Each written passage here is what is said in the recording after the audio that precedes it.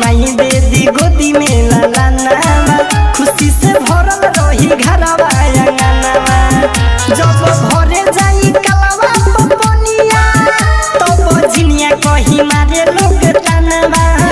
छठी माई दे दी ए छठी माई दे दी छठी माई दे दी गोदी में लालाना खुशी से भरल रही घरवा आंगनवा छठी माई दे दी गोदी में लालाना खुशी से भरल रही घरवा आंगनवा छठी माई दे दी ए छठी माई दे दी लालाना म्यूजिक बाय सोनू कुशवाहा।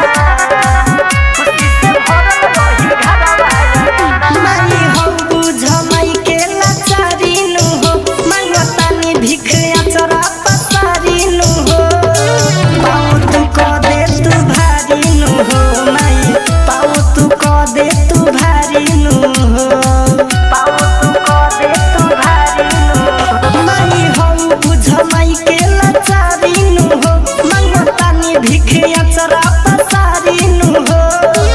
पाऊ तू को दे तू भारी नु हो माई पाऊ तू को दे तू भारी नु हो एही से करत बानी बड़ी कठिन से छठ के पूजा नामा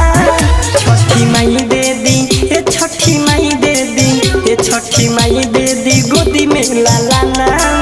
खुशी से भरल रही घरवा आंगनवा छठी माई दे दी गोदी में लालाना